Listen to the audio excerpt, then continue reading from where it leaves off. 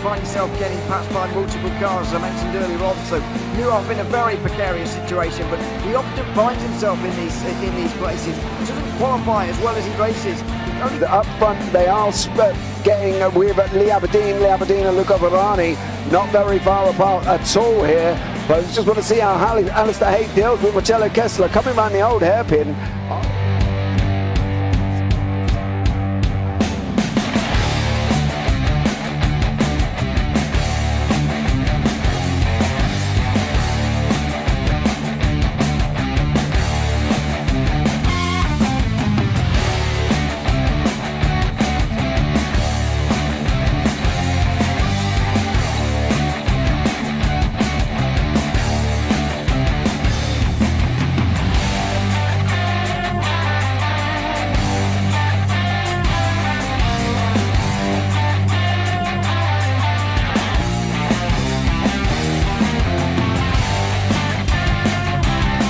I would say it's not the best decision they've ever made, just not having done that under the safety car, really. Yeah, they're taking their pit stop strategies from Ferrari lately or something. What's going on? In turn one, just too much gas on them, too much feet on the loud pedal, and unfortunately he's dropped him all the way down the order, but Philip Hammer is out in front by an 8.91 seconds.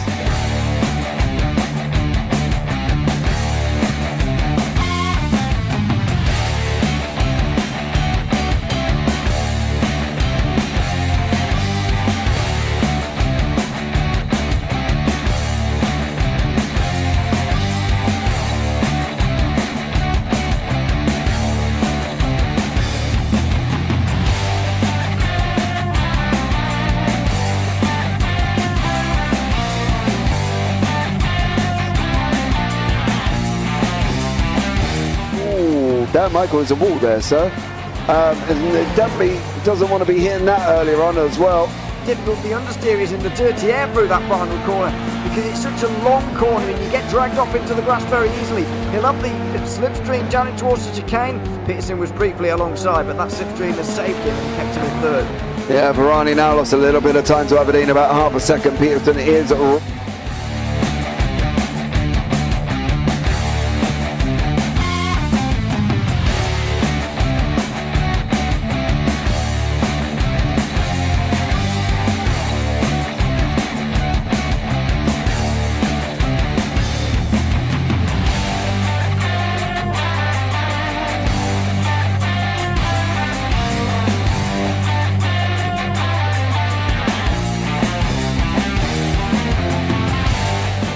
Pike's pushed Morton forward up ahead. He's got out of line. It's now Pike going to have a go at Werrell. Don't push him off. He's in the championship fight. Jack Werrell chasing down Carl Jacklin. Further down, Rob Williams and Chris Barnes. Sensational run outside line now though for the heavy braking zone. Around the outside goes the Audi R8. Look how much Miller's come back into play. Exactly. Miller's still such trouble. He's not on second and change. All of a sudden Miller's back in play.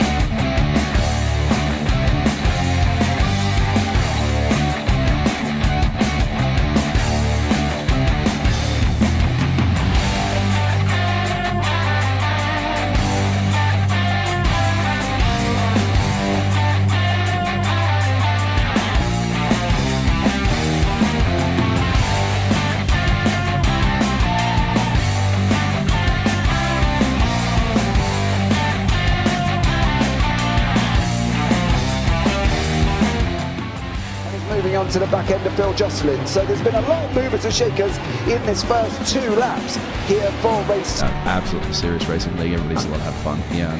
It's all about the entertainment. So I hope everybody is enjoying themselves. Oh, damn it, please don't chat. do that. No. All right.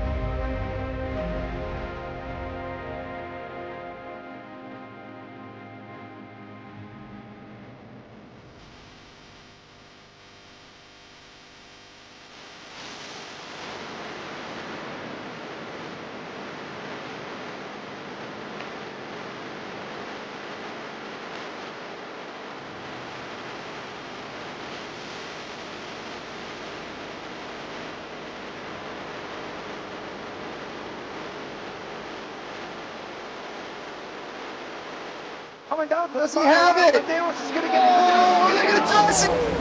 get it. He's on the outside line though, going into the fastest corner on the circuit. Surely this can't work. Dominic Ligner has got a sensational run outside line now though for the heavy braking zone. Around the outside goes the Audi R8. Look how much Miller's caught back into play. Exactly. Miller's still start trouble. He's not on second and change. All of a sudden, Miller's back in play. Can Barry do it? Big Barry's going to do it. Big Barry!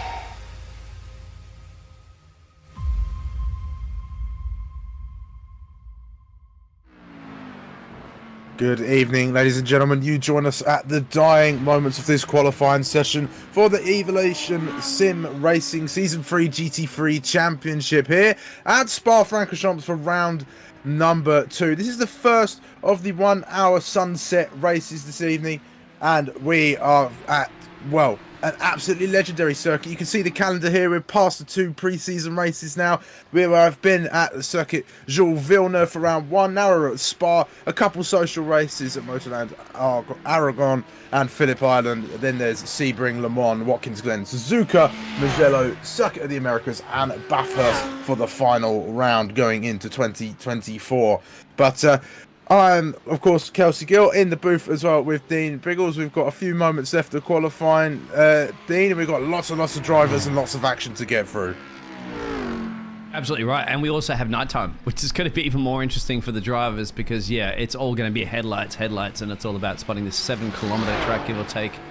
It says 6.93, but you get out there with a little wheelie thing, it's 7 kilometers. Spa, of course, it just produces so much action and dilemma, and of course we're 40-something and 6 or so drivers from the different categories, of course, to the Pro and the Evo is going to be very interesting. Really briefly, because they're going to be wrapping up their qualifying session in about 3 minutes and change, how is those standings panning out at the moment between the different classes? Yes, we'll take a little look at the standings then. So to go over your Premier standings at the moment, Yannis Albert is going to be leading the way on 104 points.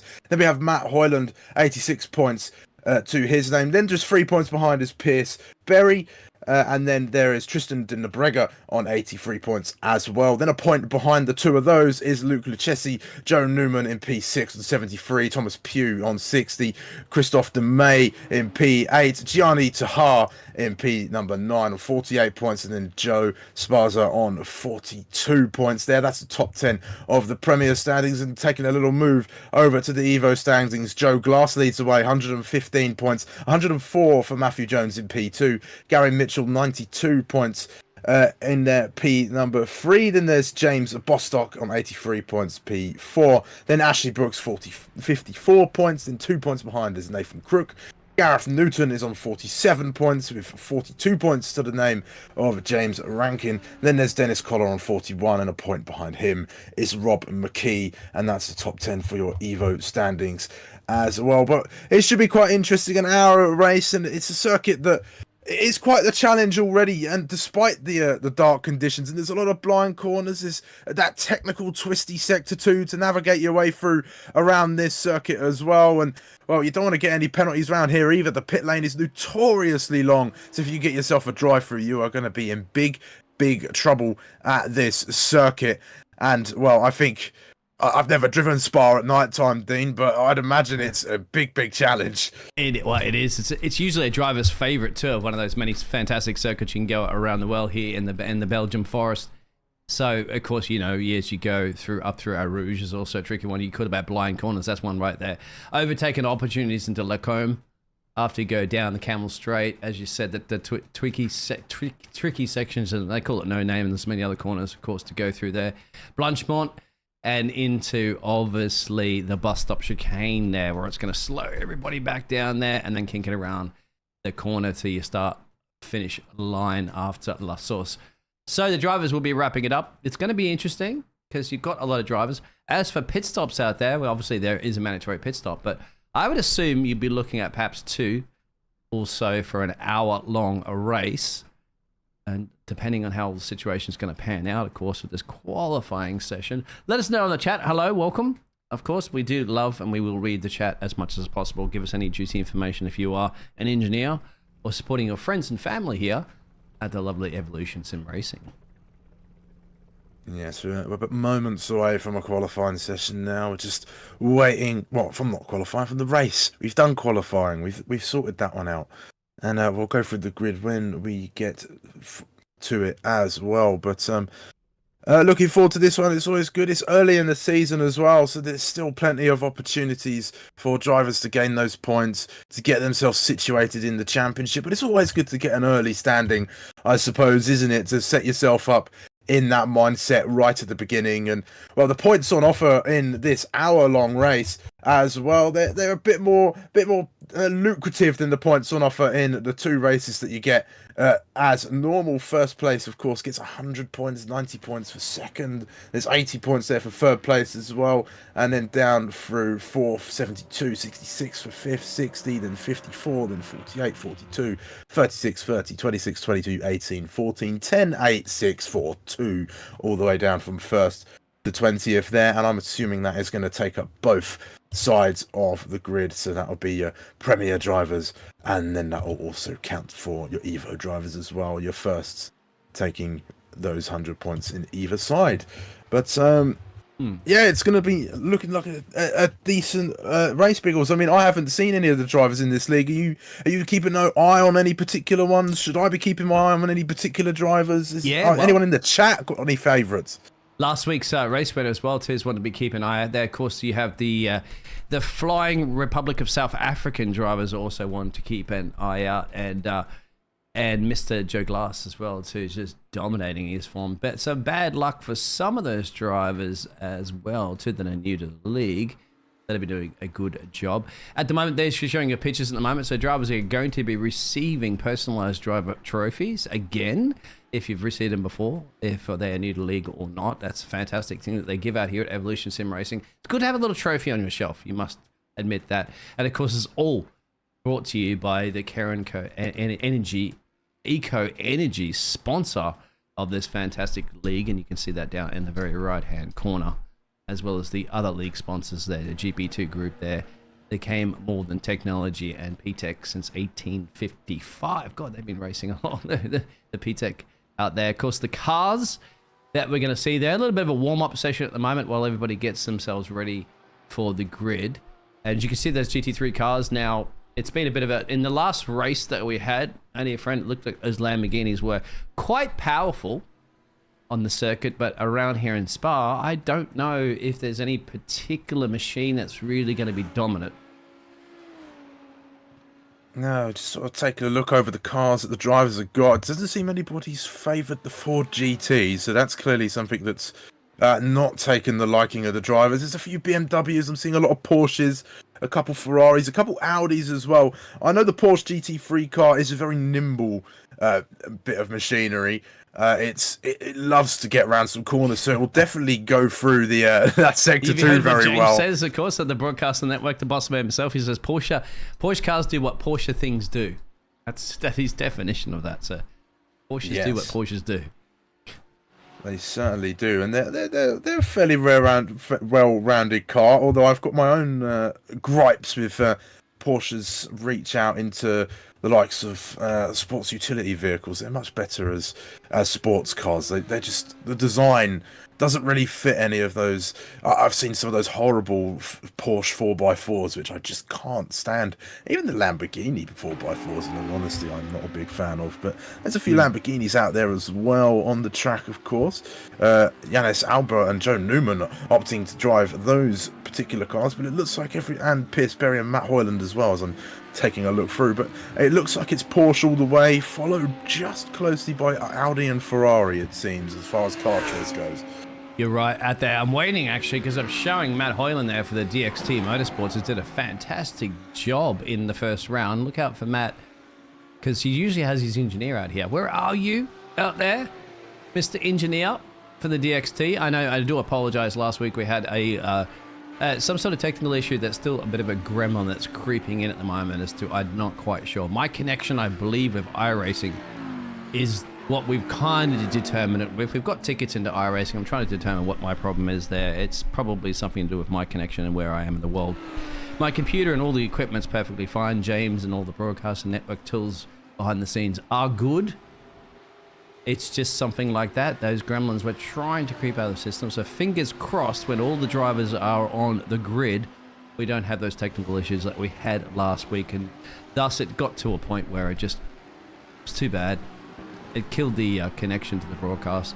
But then thankfully we restreamed it again. And it had everybody. In fact, there was the other grand thing about that, of course, is that the drivers can actually sit there and watch themselves around a race. They know the results, but myself in the broadcasting room with Darragh did not know. So just it was exciting for us to watch it like it was. Yeah, we're watching this live pictures right now.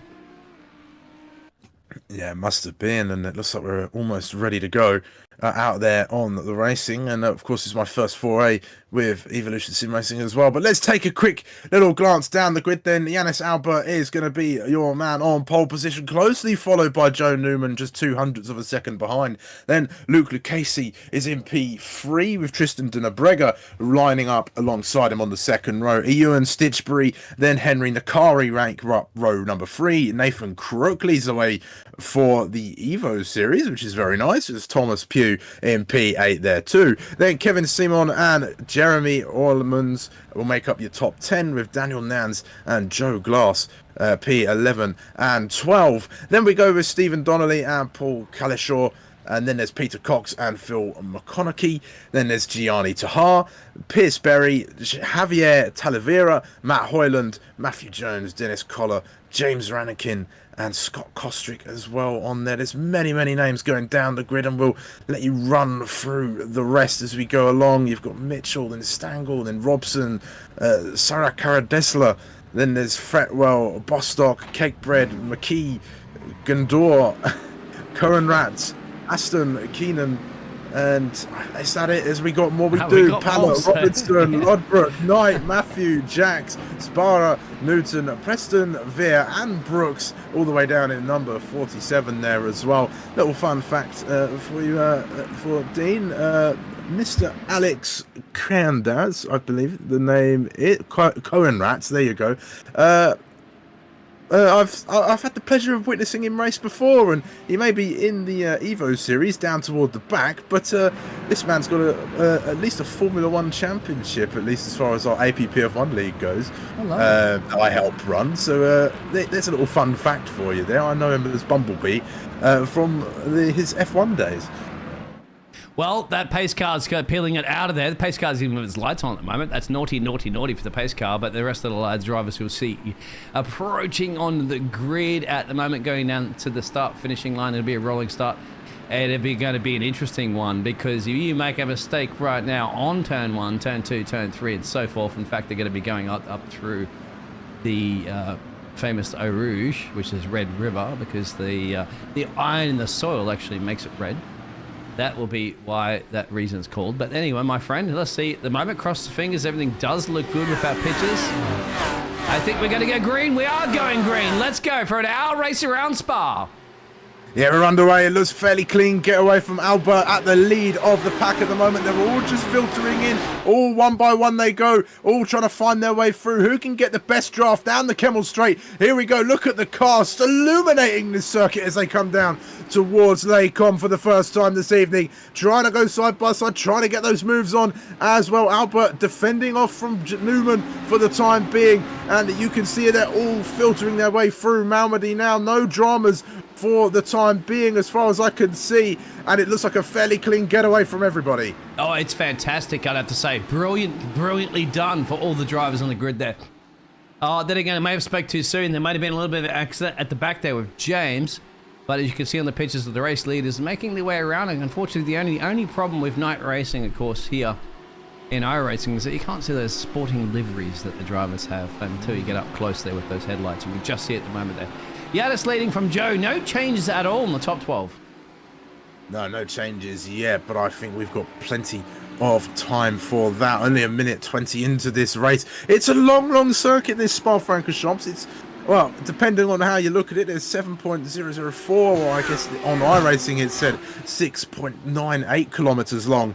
this track. So it really depends on how much of a purist you are for this circuit, and it's such an icon of motorsport. As there's a big collision there coming into the curve of Paul Freire as they go through, and there's a gaggle of cars all going side by side all the way down towards Blanchimont now, all going side by side through there. They'll have to be careful. Oh, that Mercedes being forced onto the grass just a little bit there. I think that's a Lamborghini that he's tangling with, and another Lamborghini finding his way through. Somebody else has gone spinning in the background as you go through. That is, not James Bostock, but somebody else who's gone a bit tumbling down the order, make contact with another driver, and that's the risk when you run a race with so many drivers, Dean. If there's an incident, it's really hard to get out of the way.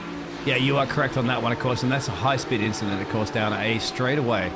So there it is at the moment. There we go. That's a gaggle into turn one. That's always going to be dangerous, gentlemen, into La Source. Even the Formula 1 drivers couldn't do it many years ago, remember, when they had a crash accident there that caused half the Formula 1 field to be out. But then again, Joe Newman putting pressure, the South African duo there in P3 and P4, putting a bit of pressure right on Joe Newman as Deanna still leading this race from the German driver up the road, 121. Yes, he's settled right into the bumper of that Lamborghini ahead of him as the Audi driver, and he's just using all that curb possible coming through Malmedy, and he's just putting the pressure on. That's what you've got to do in a motor race, and you've just got to put the pressure on, play those psychological games, try and suss out your opponent, find your way through. Where are they making mistakes? Where are you quick? Where are they slow? What can you do to get past the other driver? Because they're not gonna, you can't go through them. They're not gonna let you. You've got to go around them. That's what you got to do, and you've got to pick your moments. You've got to pick your battles. You've got to be patient as well. You'd think patience and speed don't go well together, but when they do, it is a absolutely fantastic marriage that can really produce some amazing motorsport. I think I had to agree with that one. Some of the best drivers in the world are the ones that have their patience. They limit their patience. They find the right time to shine and step out of those shadows and into the spotlight there on stage, and that's what it's about, because these drivers, and they all are behaving. Apart from a couple of small incidents that we had with the grid that we have, is very amazing. Look at the track map. You have basically almost the whole sector covered by every single car on there. Just a few of those struggles at the back that had moments, but it's fantastic to see. You couldn't get 40-something, 46 real-life motorsports drivers like that without incidents. No way in the real world. But you're getting it in the virtual world, which is absolutely brilliant, and they're going to be completing a couple of laps there. 4 minutes and change down from an hour-long race. Once again, I think they are listening to the fact that they realise that you're not going to win it in the first turn, and as I said, if you're spun around facing the wrong direction, unfortunately, you're going to have to wait for 35-plus cars to zoom on by. Yeah, it is, and this is, I guess, as close as this series is going to get to some sort of endurance race. It's a long slog, a very long track as well, you know, and it really requires a lot of focus in these conditions as well. Here's Luke Lucchesi trying to put the pressure onto Joe Newman in P2, looking to find his way through as he gets himself into the draft. He's got that closing speed, but has he got enough straight to get the move done? The trees block our view, but you can see the Audi just looking down the inside into Lake Com, and the Lamborghini, not phased by it, keeps to his line, just leaves enough space to be fair, and then gets back onto the racing line, able to fend off for now. But this is just helping Yanis up in the lead there.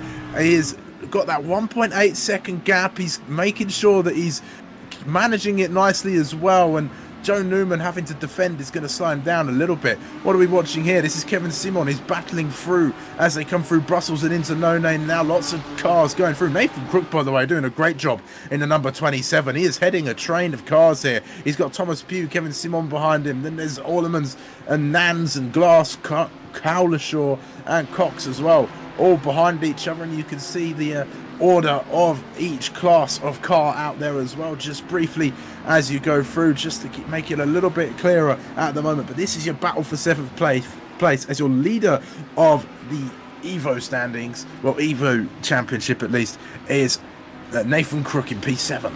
Yeah, Crook is, remember, out of class essentially here with these drivers, but putting a masterclass in his driving. Joe Glass, God, everything rhymes with class, isn't it, at the moment? Joe's down at the moment, but I'm going back to Luca because he's going to put the pressure on at the moment. down into Blancmont, and of course, think about the bus stop right now. That's what he's going to be thinking of. If Luca's going to make a run on the bus stop, he won't. But he's going to be looking at a little bit of a switchback there. He'll follow him through, try to get the exit down the power now, because that gaggle of cars is behind Joe Newman. You can see Yanis leading this race up the road there. I don't think Joe's going to send anything into La Source, but it's all about the absolute perfect exit out of La Source, because you can see right now, if you get on that power, you're going to follow him all the way up through Eau Rouge and all the way down the Camel Straight, and then La Combe. Wasn't that La Combe last time was the opportunity he had? How close can he be? Try it now, right now, as Yanis sets the fastest lap. Yeah, that Audi's got to be as fast as it can if it's straight line speed, and I think that Lamborghini's, it seems just a little bit better in the traction zones, but I'm not sure it's got the best straight line speed from at least its engine as it goes down. But you can see the draft really helping out the Audi of Lucchesi as he's coming down towards Les Combes, but he still can't get close enough. He's really got to focus on that exit through La Source, I think. That's where he's lacking. It's so important because it's such a long run up through Eau Rouge and Radion as well. They have to try and focus as he comes through Curve Paul Ferrer as well, I think, because that's his only other best opportunity in a straight. He'll have to rely on a mistake from Newman, and it looks like Newman's fairly put together. That Lamborghini looks like it's making its way quite nimbly through the Sector 2, and I tend to split Spa into a couple of sections really, as side by side as Matt Hoyland in the battle for P14. Has he got his way through, or is he fighting with Donnelly there to keep his position as he's gone through? I think that was what was occurring there. Hoyland, he kept it, and he's continuing on to fight afterwards.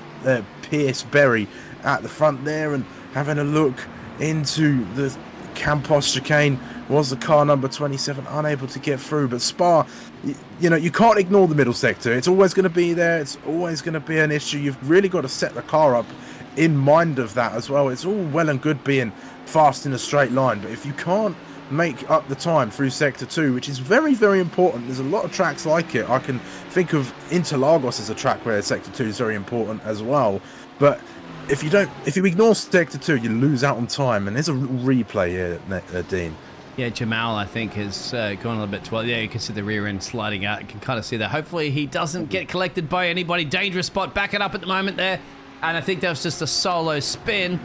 As we can get back to the live action, you're absolutely correct about that one, my dear friend. This is a track that you got to set it up for high speed, because a lot of these straights and courses, you know, Belgium is a high-speed track. But then again, everybody forgets about those middle sectors, isn't it? The slow turns, and that is what it is. But of course, these drivers have to fix setups and on the cars and the machines that you've chosen, and the machines that you've chosen at the start of the season, the ones you're going to be racing all season long.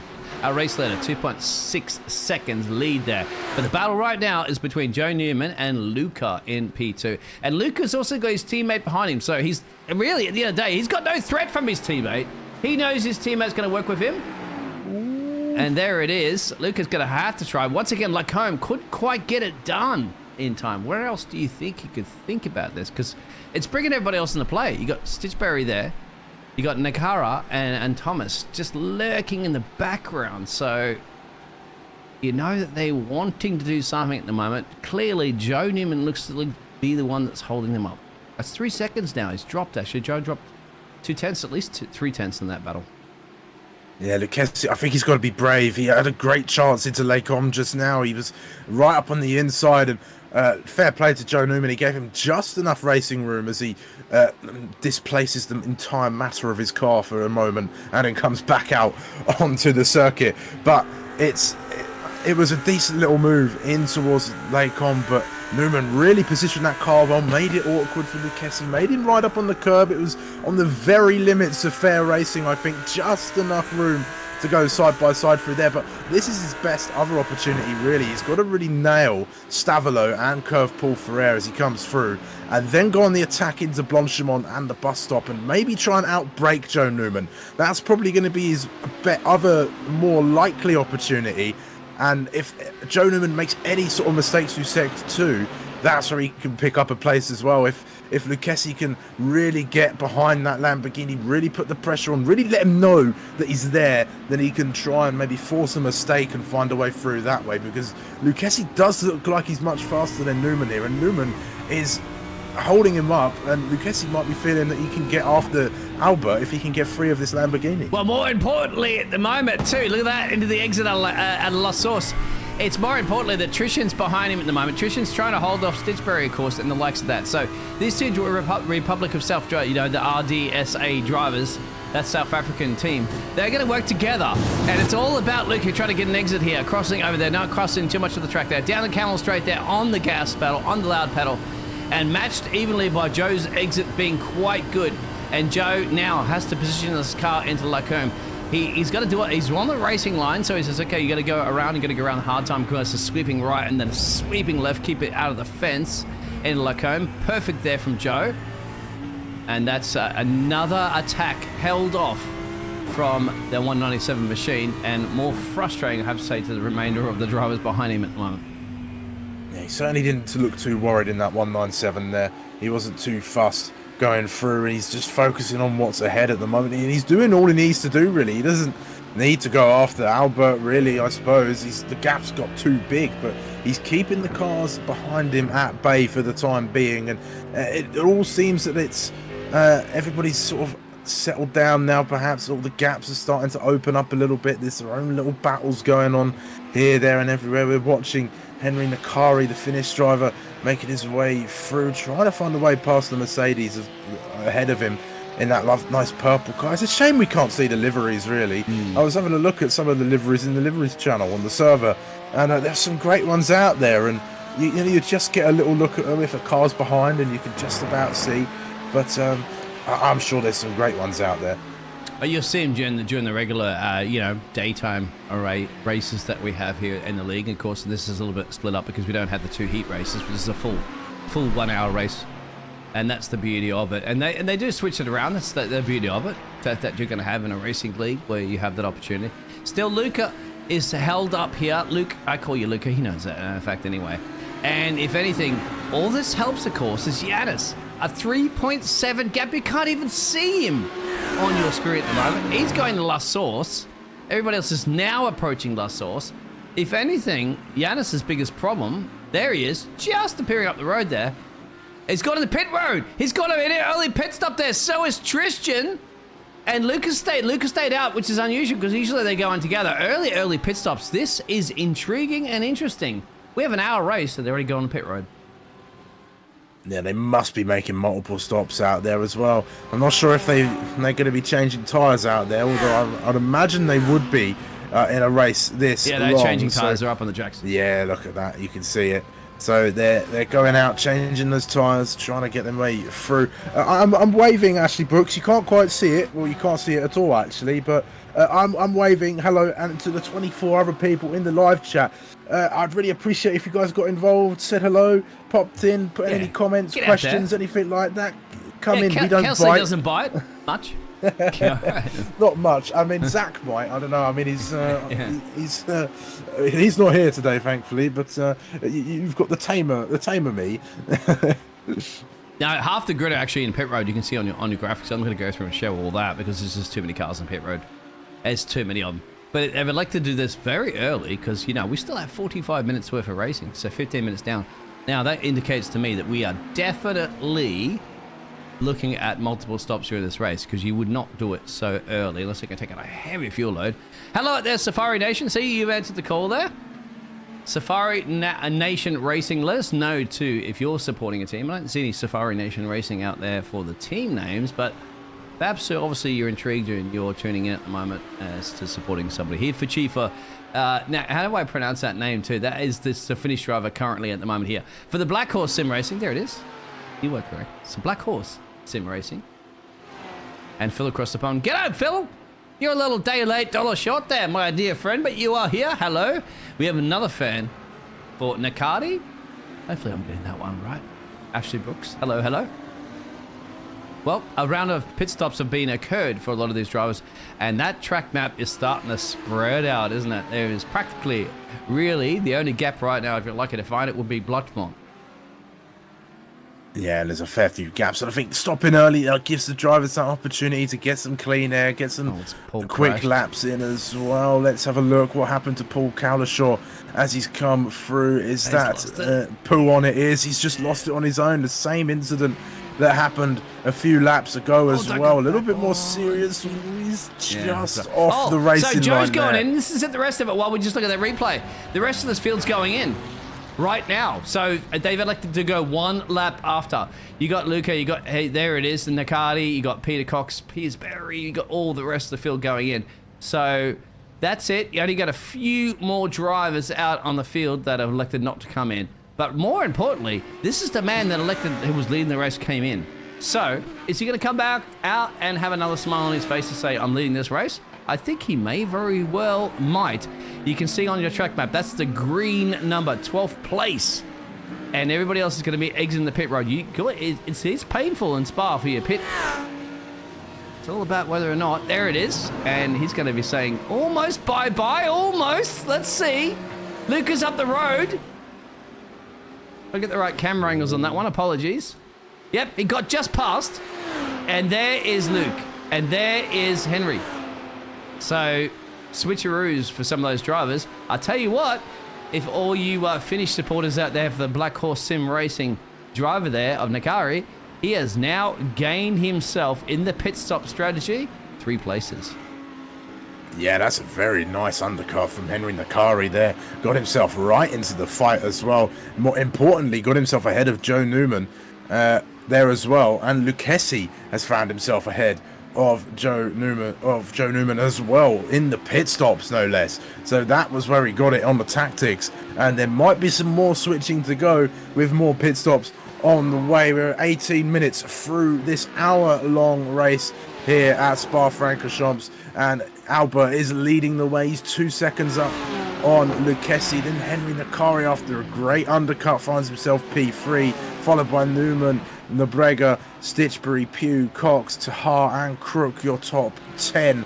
And we're watching the battle for 10th right now. Nathan Crook holding off Joe Glass and Daniel Nans, the 195 car, and doing a decent job for the time being as they come through Sector 2 through the Campos chicane. Yeah, he's going to put some pressure at the moment, of course. Well, we're looking at Joe Glass, who is leading currently from the race 1 for the Glass Tech Racing team in that class. But Nathan Crook has put a fantastic qualifying effort in. He's up the road. That's what Joe is thinking about. And right now, Joe wants it. This is a battle for the class. This is a battle for their class. I'll show you in the group tower. And there it is right now for the Evo class. Nathan versus Joe. And that's good to see. And we also got Dennis a little bit further down the road, but is also in the mix. Remember, the rest of the field there are in the pro class, so that's something else. But trust me, these drivers at the moment don't mind mixing it out with the top guns. And that's all based on iRacing and iRacing data, really, at the end of the day. So let's see. Come on, Joe Glass. What are you going to do, my dear friend? You don't want to allow Nathan to take this in the class away from you or not? And again, you got to remember, you still have 14 minutes to go there, son. 14 minutes to go. Nathan really, I think he made a little bit of an error there. I think he just tried to defend some thin air, and it didn't look like Joe Glass was even going to think of any sort of move going into the source. And he just compromised his exit. That could compromise him coming down the Kemmel Straight. Now you can see Joe Glass, the number 10 car, getting in, and all the way to the inside is Nathan Crook, who's now going to start peeling toward the outside, make this difficult. They're going to try go side by side. The Porsche having to back out. Does he try a switch back through the second part of this complex? No, but he's got a gap to present it to him through Malmedy, but he's unable to take it. That didn't quite have the speed to go through. And now Daniel Nans is getting involved, and here comes Dennis Collar as well. He's going to try to go down the inside of both of them. Through Brussels, the trees obscure our vision for the time being as they go through, still side by side into no names as well. Dennis Collar, a brave move, gains in one place, couldn't quite hold on to the second. Yeah, Dennis and Daniel at the moment behind them. They're in different classes, and they don't mind watching them fight it out, of course, battle it out. But Joe took a bit of a gamble there, and it's not paid off so much because Nathan has defended well. In fact, if anything, once again, it's caught Joe into the clutches of these other drivers. Because Dennis, of course, remember, sorry, he is in class. This is the battle for the top 3 in class in their field, right there on your screen for the Evo class. Nathan, Joe, and Dennis. So that's fantastic to see that. We know that there's other battles and other classes going up the road, which I'll probably switch over to in a second. Because it looks like Joe, at the moment, is tucking up on the gearbox very much there of Henry out there. They say go the black horse. Well, the black horse has to do something at the moment to defend himself. So you get Joe up in the inside into the bus stop. No, can't quite get it done, but the exit speed may be there from Henry, from Joe. Can't get it done. Here we go. This is going to be fantastic. La Source coming up right now. Go through, not quite the room for the Lamborghini to go, but look how close he gets onto the braking, almost touching the back of that checkered Porsche car there. Looks like he gets a decent exit through La Source though. Does he dare challenge up through Al Rouge and Radeon? I don't think so, No, sir. but I think the Porsche thinks he's going to give it a go anyway as they go through, but it might compromise him as they go along. You can see I took a lot more curb, did the Porsche ahead of them. Now you can see in the draft they go. Does this Porsche go defensive? How does Lecari approach this Clompex as we go in towards Laycom? You can see the braking zone getting closer, closer, closer. The Lamborghini going to be brave on the inside, and side by side they go. Great racing between the two of them. Respect given, and here comes the switchback, and he just loses the rear end. There's some contact. Maybe I saw a bumper go flying. That might just be a glitch on the visual side. And behind now, side by side they go through Brussels. Oh, there's a he spin. spins. That's Trishan. Trishan's got around. And he has to get off the racing line right now for the 170 machine. He was going side by side, and you knew that is going to cost him a lot of time here. Look at the track map. Look at the gaggle of cars coming. It is painful and painful and painful. He has to sit and wait for all this. Get back onto the track there. Get rid of all that dust and everything, and in fact, your pride more than anything at this point. And just like that, he's going to have this battle, of course, with Joe Glass and Nathan go sliding on by. And just like that, isn't it? Where is Trishan? Well, he's slipping down the field like a 1929 stock exchange. Yeah, just he's got to dust himself off, get his head back in it there as well. A few people cheering on their favourite drivers, perhaps in the chat. Lucarian cheering on Henry there as he's been defending pretty well, but he's dropped down a couple places now. He's in P5. Maybe a mistake from the Finnish driver. Good luck, Javier, says Fabio Braga in the chat as well. Apparently you're pronouncing the Kari perfectly, so no worries on that part. Well, you are, probably not me. The Kari I speak Australian English, not proper English. Oh, this is a gaggle of cars, of course. This is very crucial for all these drivers in the championship, no doubt. Oh, in fact, everybody in the championship right now, because it's only round one that's been. This is round two, and here we go at the moment. Pierce Berry, who's done a fantastic job in race one, setting it up to the inside of La Source. Bold and brave, my son. Ooh. Bold and brave, and there's a Spitteroo. I think that was a bit too bold and a bit too brave in there. That was a closing door. Who was it? I went around actually, because Henry went in the pit road and got caught off in that one. Was it Dennis? It was Dennis, I think, that went around. We're going to replay that one. Yeah, we'll find the replay. Let's have a look. There, here we go. I was going to say, yeah, La Source is a dangerous place to be setting your nose on the inside because it's one of the tightest courts, tightest parts of any circuit. Look at that. And to me, it's like, just wait behind and see if you can catch him down the Camel Straight. I don't see the benefit of sticking your nose up at the inside on that one. But anyway. He tried to go for the double, didn't he? You saw he went one car, then he tried to go for the other because he just couldn't get this car slowed down, but he's got to hold his hands up. There's Pierce Berry on that occasion. I think the stewards might come a knocking if that does get reported later on, but he's going side by side here, battling with, I believe that's Matt Hoyland for P10, the 1-2-3 machine as they go along. Not quite done it yet, has Pierce Berry. He is still in P10 as they come through Porn as well. But I was talking about the Porsche earlier, actually, Dean. It was just an interesting comment. As Lecari thought that the Porsche might be a disadvantage, but seems to be working well now. Although he has dropped down now. Where has he gone?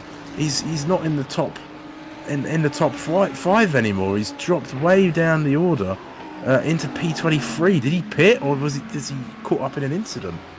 I'll show you those pit stops at the moment. There's your car logos as well, too, if you wanted to get information about that one.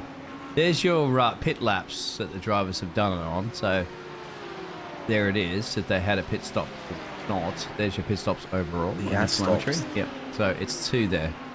So he did stop. Apparently they might have had some damage. But there is your, you know, as you said, the livery of the cars, of course, the machines that they're driving in. So we'll see about that one at the moment. We'll go back to the car numbers, otherwise we'll get all confused. Look at this battle that's brewing up here currently at the moment, my dear friend. Still, Piersbury trying to get something on Matt Hyland that did a fantastic job for his race win before in the first race of the season, because Matt usually has his fan club out there as well for the DXT Motorsports. The other DXT Motorsports drivers all the way down. Rob Mackay is in P26. I think there's another one as well too, but I can't scroll down that far. There's too many drivers. Nathan still. Joe Glass got past Nathan, so Joe is back on top of the class on that category of those two drivers. They're currently running in P5 and in P6, and Nathan wants it back, but Nathan wants it back. And why not? Because it's early in the season. They're battling it out, of course, for their grouped championship, and that's the Evo right there. The Premier and Evo, in case you're new. Yeah, having a lovely little tiff. Oh, they out on the circuit for now. Just reading through the comments, we're getting a few little insights into what might have happened. So let me go back and have a little look. So the Enquiry possibly got hit by Newman, he says. And then Nicorian's asking if we can get a replay of that particular incident in the chat there. Newman, was it? And yeah, Newman and Enquiry had an incident, it seems. Newman pass, I'm assuming that is Newman in the chat. He got meatball by Tristan, didn't hit Enquiry as they go through. Newman, okay, I just saw that there was contact, that you were battling each other, but a shame for getting the meatball. So Enquiry can't cut across and hit my front, and then reared by Tristan, which was meatball. Okay, that seems to be what's going on there. So there's a bit of an incident that we haven't quite seen. Ooh, I think that was there. It's very hard because I've only got little pictures of it, like, of late, but yeah. We might have to go back and look at that a little bit later on in the session. So stick in there for sure, please. Because the one grand thing about having 1 hour long race is that we're not changing sessions. So I still have the replays to go back later on in the session at the very end. And so if you want to bring that up, we can go through it. I just don't want to miss into the action currently at the moment because there is still lots of action going on track. But I will go through there and we'll go and actually detail and look at this replay. So stick with us, please. We're out to help you out as much as possible. We appreciate you tuning in and appreciate you supporting the Evolution Sim Racing League. Because I'll get it. I just don't want to get too far. I get too far into these replays, my friend, and then we start missing all the action that's happening on track there, and then I get double confused because then I'm backing up on back. It's kind of like, you know, you're thinking you're going to study for an exam, you're like, I'll do it tomorrow, and the next day, I'll do it the next day, and the next day, you end up not getting to it, do you? It ends up becoming on the backlog, or I'm going to take the trash out, or I'm going to paint the room, or I'm going to do something in the future. No. Now is the time to do it. So let's go motor racing. Nathan and Joe battling it out in their class. Still going for it too for now. And they're right up in P5 and P6 as well too. So this is fantastic.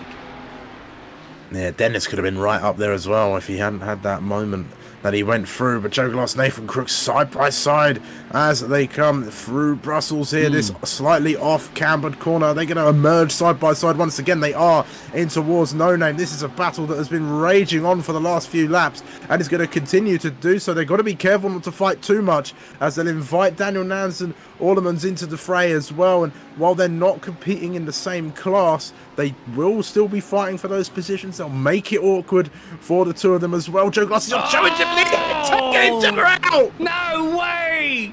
Both those drivers are taking each other out. Good word. Just that little bit too much on the exit. Nathan Crooks somehow still in this. It's Joe Glass. There he is. He's in P10, Joe Glass. He's way down. And he's got a lot of damage on that Porsche. What about Nathan? Yeah. Oh, what's going on? There he is in the Audi. Gentlemen, you still have 29 minutes of a race to go. And just like that, you may have ended half of that. They may be going to pit road at the moment. We'll see about that one. We'll see about that's another replay. I have to go back and look at it a little bit later on as well, too. That's fantastic. But at the moment, Jeremy is putting for the team HYR a little pressure on Daniel Nance. Now, fantastic for these drivers because, you know, if you look at the games, they've gained some places. And I would say, you know, this little positive tick next to your name is great. More than anything, Matt Hyland, what? He's lurking just in the background there. 13 positions gained. Happy for for the DXT Motorsports to be currently in P7. Yeah, he's definitely put in a shift so far. We're just over the halfway mark of the race as we've gone through, and we'll run you through how it looks at the moment. Albert leads in the way for the Premier class, and there's the Kessie, the Kari, Newman, and the Brega, Stitchbury, Pugh, and then there is, gosh, I've lost my place now. Stitchbury, Nans, Orlemans, Hoyland, Simon Berry, Cowlishaw, and Peter Cox there as well, all sort of lining up. Joe Glass is there in leading the way for the Evo class as well. Dennis Collar, I think Crooks had to come. Yes, there he is. He's in the pits, dropping down the order. He's had to come in to repair that damage. Yep.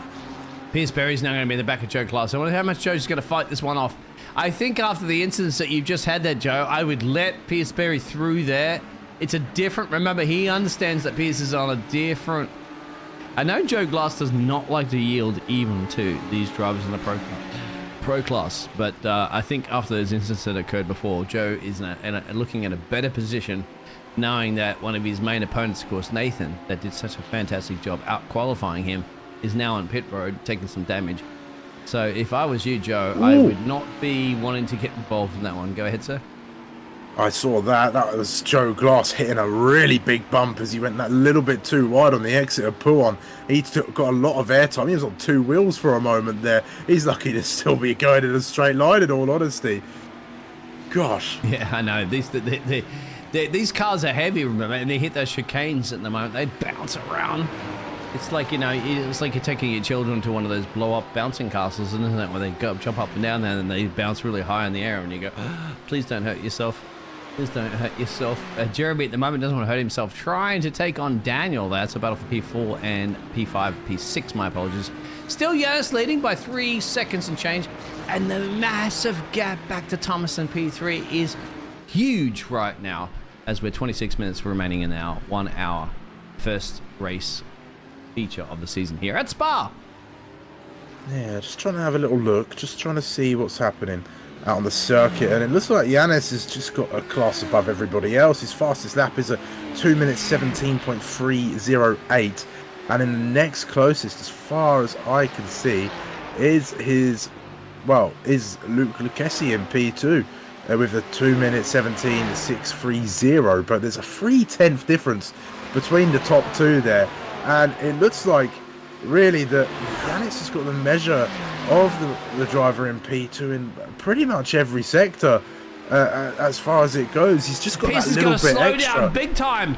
This is massive on the Camel Straight before you go to Lacombe. He's had to slow it, he's had to lift off and allow a lot of drivers through. That is your little off-track excursions. You are allowed so many of them before race control says, naughty, naughty, naughty boy, you're getting coal and you're stocking this year from Santa Claus, aka dropping places, well, like I said, like a 1929 stock exchange. And that's going to hurt him, because then all of a sudden it's not allowed. Dennis, Joe, and Stephen, even though, once again, he's racing in his own class, he just doesn't want Peter Cox and James and the other drivers that are further down the field to come back into play. So all that hard work is undone. Track limits, my dear gentlemen. Track limits. Be careful. Yeah, stay in those white lines. Don't stray too far. It's easier said than done through some corners. You can see a few drivers struggling with it a little bit coming through Pouon there.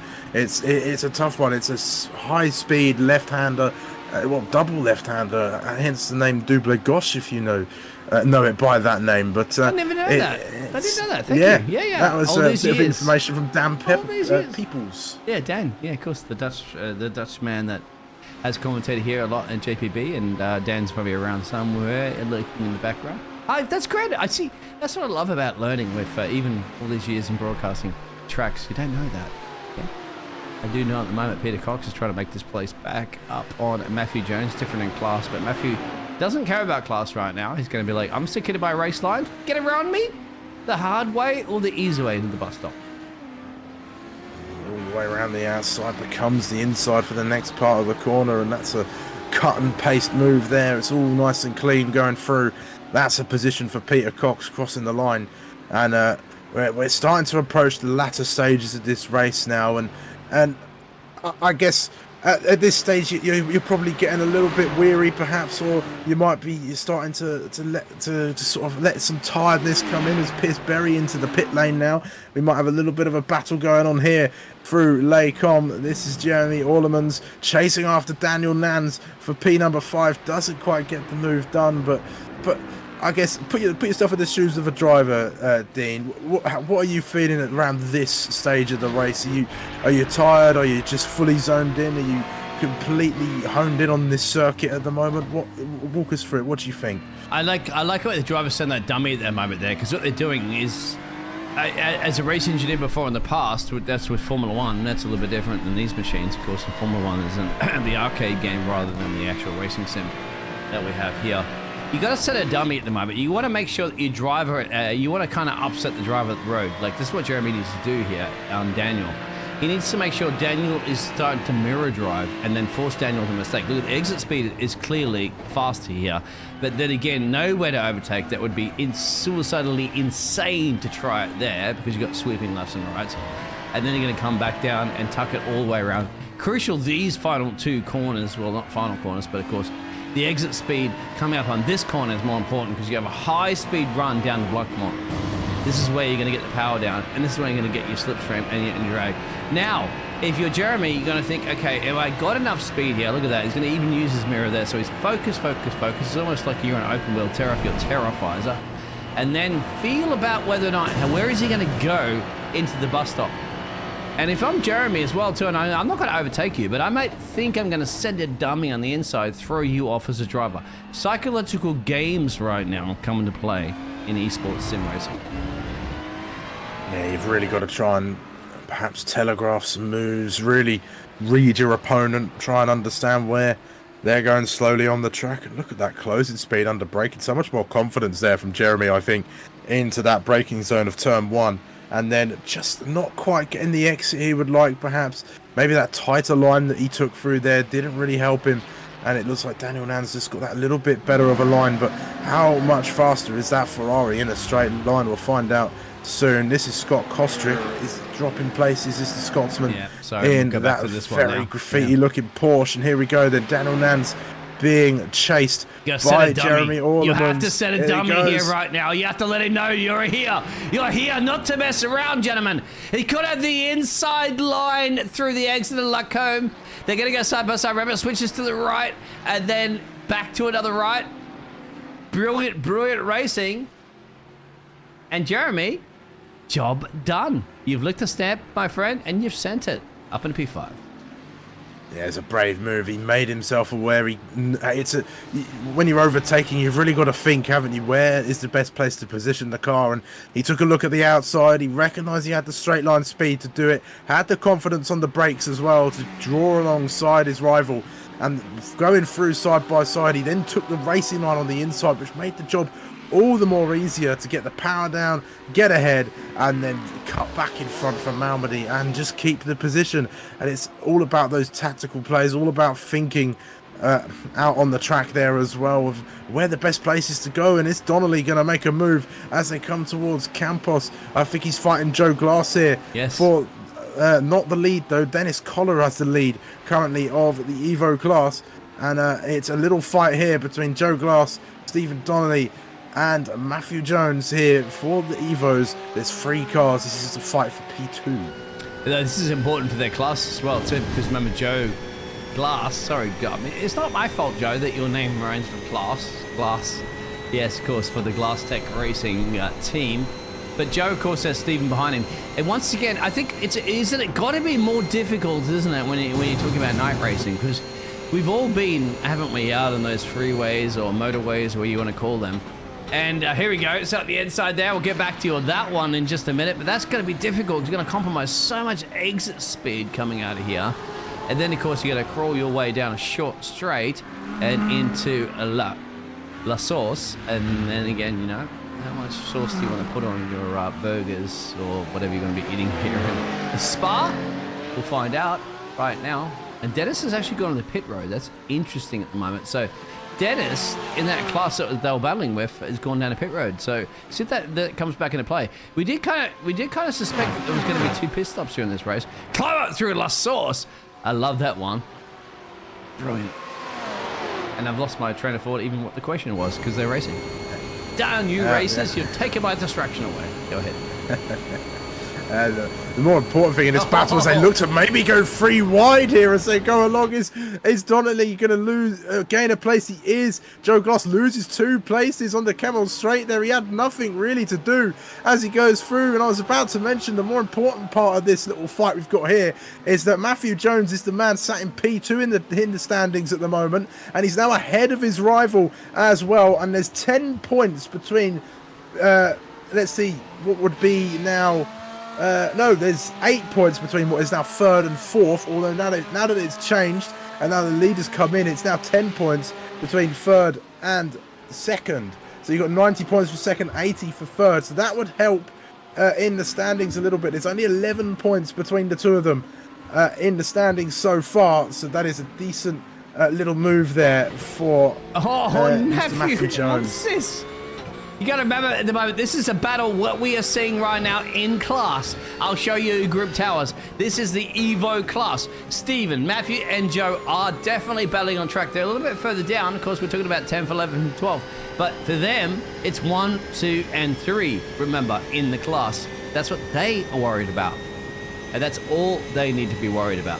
So, fantastic racing. We even had a 4th in that one earlier, didn't we? We saw what panned out in that one, but don't count out Nathan in P27 place at the moment. Jeez, he's the number 27 machine. He's in P27. I don't think that's the number he really wants. Nathan, change his car number to number 1.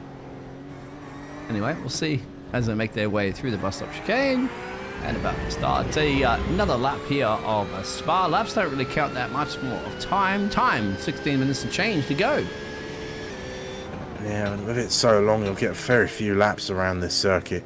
With just its length, 2 minute and a quarter lap time, I think. Nakano waffles, he says with an exclamation mark. If that's in reference to potential waffling from either myself or Dean, I will remind you that waffling is a very important tool in the commentator's toolbox. Oh, I waffle. As it allows us to fill so much of that empty space that we've got to, especially if you've ever been a commentator on your own. That is a chore, that. Being on your own. No, I think it's Belgian waffles. I think it's Belgian waffles you bring out there, Nick, right? I mean, yeah, I like that. I mean, of course, yeah. I mean, we're going to have to waffle on. I mean, that's what commentators do, isn't it? But we're hopefully waffling on to keep you as entertained as much as possible. That is the point of what we're doing. And any good commentator will do that one. And hey, I'll take Belgian waffles any day of the week here, being in the casting box. Daniel, at the moment, is not waffling on the back there of Jeremy, because he still wants to steal that P5 away. Oh, there you go. See, yeah. I told you he was kidding about that one. Thank you very much for that one, Nick. Oh, there you go. You're on about Belgian waffles, but all on topic still anyway. But I'm just having a little look at that Evo fight for the top 3, and Joe Glass is plummeted down. Look at the gap, 1.5, and it's continuing to drop as well. Is there an issue perhaps for Joe Glass in his car? Or Matthew Jones and Stephen Donnelly just that much quicker than the number 10 driver there? Who really knows? But it's not really going the way of Joe Glass at the moment, and he could see himself with a gap closing between his rival in P2. I don't want to miss this battle up the road there between Daniel there. I'm sorry. So other drivers at the moment, choreograph your overtakes to the camera gods at B, which is us at the moment there. I knew I had something to do with waffles and food in Belgium. There you go. I appreciate that very much. Daniel now could send one up the inside of La Sauce. If you do send one up the inside, that means you're gonna compromise your exit. No, he don't. He will tuck in a little bit behind there. See if it gets on the loud pedal there and follow the amazing Jeremy all the way up through Eau Rouge and down the Camel Straight. But the headlights and the nighttime are racing here. 14 minutes and change in a moment. Yanis leading there from Luke and Thomas. The top 3. Stitchberry and P4. Yeah, that BMW seems to have a lot of straight line speed, and the draft just helping that as well. And here they come down the Camel Straight. We've seen this a few times already this evening. Going to pull to the outside. Is he going to go all the way around the outside? Are we going to see this once again? He's going to give it a go, and they can't. They make a little bit of contact, a little bit of brushing. It's just enough, though, to send Orlemans a little bit out of shape and a bit further through. I think that was just about fair, And Matt's given the nature of the corner. Sees this as well too. Matt's just like in the background. You got to remember, the driver of the series, so at the moment, well, there's only one race, of course, in this one. But Matty has gained, and there it is, Matty. I'll put that right next to your name. 13 positions. Unlucky for some, not for Mr. Matty. Because guess what? 14 is just up the road, and it's called Jeremy. Yeah, and there's a little bit of a look. Looks like Matt Hoyland's got himself in on this now too. There's a two-car battle's become a three-car fight. Orlemans is under some pressure now because the gap is opening up between himself and Daniel Nans ahead. He's got to really try and keep it under a second if he can, because it's his best chance to really benefit from that air that's being punched a hole in from the car ahead of, and he's able to get himself in amongst it. And that's his best opportunity around this circuit, where you need that draft to help you get closer to the cars ahead and even fend off the cars behind as well. And this battle rages on. The battle for P1 in the Evos is continuing to go on, as well as Matthew Jones is chasing down Donnelly for that win in the Evo. But this is the battle we've been focused on for the last couple of laps now. Matt Hoyland, Jeremy Orleans and Daniel Nans all very close together, and it looks like Paul Cowlishaw wants to get involved in some fighting as well, a bit further back as well. But Albert still continuing to lead. Lucchesi in P2, Pugh and Stitchbury, Nans, Orlemans, Hoyland, Simon, Cowlishaw and Cox, your top 10, with the top 3 of the Evos being Stephen Donnelly, Matthew Jones and Joe Glass. You're right about that one, is it? Paul's trying to battle Kevin at the moment for 8th and 9th, but at the moment Matt's trying to get it. And Matt, I told you, Matt has been improved so much since the season 2. He came on strong at the end of season 2, and now season 3 he wants to be even stronger. At the moment he realizes, hey, the best I could possibly get this late into a race with 11 minutes change to go is P6. Problem is Jeremy's going to hold it off. Of course Jeremy ain't going to give it up. Jeremy's a strong and a powerful driver. He's going to do his absolute best. It's like, all right, let's bring it. Let's game on. All right, 11 minutes and change. Set the stopwatch. Let's go racing in Spa, round 2 here at the Fantastic Evolution Racing season. Yeah, he can't get too miffed about that little bit of contact that he had a few laps ago. He's just got to get his head down, focus back on it, try and close up if he can, but more importantly, keep Matt Hoyland at bay. That's what he's got to do. Make that car as wide as possible and keep the 1, 2, 3 machine behind him for as long as he can. And I don't know, can he do it? There's still 10 minutes to go. That's probably going to be another, I'd give it maybe 4 laps, considering the seconds there. So we've not got long left. Do not know, and at the end of the day, Paul's gone past Kevin. Maybe, not just yet, Paul. As they're going to make their way through Blushmont now. It's high speed. Remember, this is just straight line, lifting off a little bit. I'm not quite sure, because Formula 1 cars will go around here flat, and then, of course, approaching into the bus stop. Can Paul think about making a little lunge here? Now remember, right here, you've got a heavy braking, and then you got to switch to your right, switch to your left, and there it is. Is it enough? Oh, there's going to be a drag strip down into... There it is. A little bit of door banging, nothing wrong with that. Into La Combe. Oh, hold on tight.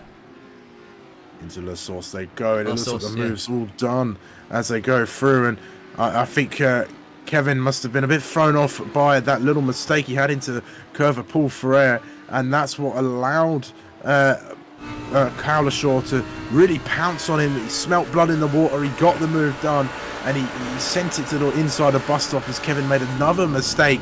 But Kevin might be coming back at him now. Simon into the draft. Is the two Audis battling one another as they go down the Kemmel Straight. Here we go. He's really put it into the draft now. He's going to have no choice but to go on the outside, but he didn't. He just sort of made a little bit of contact with him. Why didn't he pull out there? I think he just compromised himself, in all honesty. Yeah, he also completely compromised the exit there as well. I thought he was just lining up for a little switcheroo. Come on, my dear friend. Oh, interesting battles, of course, at the back there between Joe Glass as well. That's heating up in that class there, as Javier has also joined this party. Joe's just lurking down the back there at the moment for 27 positions gained for Joe. Good on you, Joe. What a way to make it back from whatever have failed your 193 machine when it comes to the qualifying in Spa. But hey, qualifying don't get in your points, my friend. Racing results do. So I'd imagine if Joe got a better qualifying, time on the grid there, probably be battling it out for P1. But at the moment, he has to battle out for P15. He's still gained 27 positions. Joe should be happy with that one. Early days in the season. Yeah, it's still early days. We've got lots of more racing to come from this series. I'll remind you in this brief moment, it's after here, there's a couple social races. That's at Motorland Aragon and Phillip Island. Then we get back to it at Sebring, then Le Mans on the 18th of January, Sebring being on the 11th, then Watkins Glen on the 25th of January, then through February 1st, we have Suzuka Mugello, a new circuit, it seems, for the series on the 8th. Then the 15th of February, we go to COTA, the Circuit of the Americas. And then finally, to round things off, we go to Bathurst, Mount Panorama, a fantastic racing circuit in your homeland there, Dean. Yeah, I'll be firing up Kangaroo on the Barbie, don't remember that one. I invite everybody to taste the roux of the mountain, but tasting the hamburgers or the waffles of Belgium right now are these three drivers battling it out for just down the road there, just inside there. They're going to be three abreast. No, don't go three abreast, please, into the sauce, unless you have the right honeycomb on those waffles. There you go. I'm trying to think of this right now. I'm running out of puns. Over to you, my dear friend. Oh dear, thinking with his stomach. It has been a long race, to be fair. I'm feeling a bit packaged, cup of tea and some biscuits perhaps after this one. But throughout Rouge and Radion, we go once more, only a few more times this evening. And here comes Talavera. He's going to pull to the outside. He had a much better run through there. Side by side they go. It's going to be a drag race. Will Sparrow get involved as well as they come through? He's going to look to go for it, pick up some extra draft as they go. Talavera clean gone. Here comes Sparrow now around the outside. Much more confidence through the corner. Carried so much more speed. Wow. That was an impressive little move. Wow. Joe. What a brilliant drive. And Joe, of course, you're going to talk about 28 positions gained, Joe. I mean, you're talking about faster last the first challenge at the moment, my friend. Unfortunately, I don't think you're going to be able to gain the amount of time going to be required to get yourself out of P1. But I'll tell you what, Drive to Survive. That's right, Netflix. Pay attention to Joe. And speaking of another Joe, there's Joe Glass at the moment. And I'm not sure if you were aware of that one in the first race of the season that we did here, officially broadcasted. And the Joes were all battling it out. It was three of those Joes. And somehow they can't separate the Joes. They're back at it again. Battle of the Joes. Maybe the winner of the Joes gets the right to keep the name Joe while the others change. Remember the battle of the, what was it? I can't remember. It was ages ago on the internet. We have another battle, of course. Maddie battles. and Jeremy as well too. So they are switching those names up at the moment. Not too far down the road here from Daniel in P5. I think everybody else is signed, sealed, and delivered. As long as they don't make any mistakes, and as long as I don't switch the camera onto them and cause a commentating curse, I don't. I mean, you let me know in the chat if you want me to do that. I can do it, right? I know that a lot of the fantastic Semi Award broadcasters do not believe in the commentator's curse, but trust me, if I switch that camera over to somebody right now, they're going to spin, and it's race over for them. But do I want to? No. I want to keep my cameras focused on this battle. And I think the commentator's coincidence just protects us, really. Not a coincidence, it's a curse. I'm sitting here at the moment. I do a rain dance right now. You want rain and iRacing? Just give me 5 seconds. I'll get it out there. We don't have. I mean, if you're going to do a rain dance, it's got to be recorded, I think. Put it in the little corner. Yeah. We don't have time, but I mean, if I get out there and dancing, it'll take me 5 minutes to get that done anyway. But Maddie, opportunity. Jeremy, opportunity. Daniel has to hold on. Hold on. Tight there, my friend. You keep that P5 position if you just keep it on the track here at Spa. 7 kilometers, give or take, each lap. 4 minutes and change to go. Yeah, as they go through, and he's doing a decent job. He's managing that gap fairly well. I think the closer part of this fight is between Aldermans and Hoyland here, who's been just on the back of Aldermans, just been reached, but just hasn't been able to find a way through. And I think Joe Glass, he might be kicking himself a little bit after that race because it was all going so well. Then there was the incident, of course, around the halfway point of the race, and it was really all downhill there, and he's going to lose a lot of points now to his championship rival. As it stands, Matthew Jones, he'll be scoring 90 points, and then down for Joe Glass, who's currently in P4, it'll be 72 points there. So that's what, a 18-point difference in there. So then it should mean that Mr. Matthew Jones takes the lead by, I'm just doing quick maths in my head, I want to say 7 points, if I'm not mistaken. Correct me if I'm wrong on that, but I believe that is what would work out to with an 11-point gap between them. Speaking of Joe, at the moment he's on Javier, and on Javier's tailpipe, trying to get something done there. Scotty's in the back. You got a mixture of class of drivers at the moment. We'll show you the tower at B, and there it is. So, well, that's not actually 100% correct, but actually Scotty has dropped a place here at the moment. We'll go back to the overall tower. There's Scotty. You can't miss Scotty at the moment. Certainly with that livery for the KM racing team for the Scotsman. You may take my... no, I'm not even going to go into that one. Into La Sauce, Scotty. Hold on tight, my dear friend. Scotty's been with the Evo Racing Simulation Racing League for some time. I don't mess with the Scotsman. I love the Scots. Hey, I'm Australian, my friend. I love everybody. It should be right, mate. That's what we always say to everybody. Well, come on, Scotty. You got to hold on, Paul, and you got to hold off Steven in the background there. Trying to bring it to you, my friend, as we're getting down to the dying stages of the race. 2 minutes and change to go. Yanis dominating still, the German driver. Started in P1. Should be ending in P1, pending he doesn't make any mistakes, or I put the camera on him.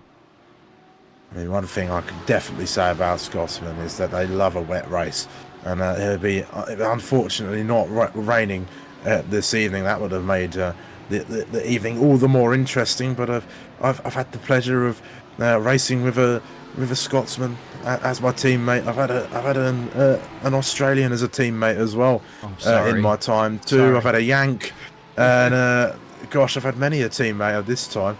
I mean, the worst part about my Australian teammate was his connection, but that was about it.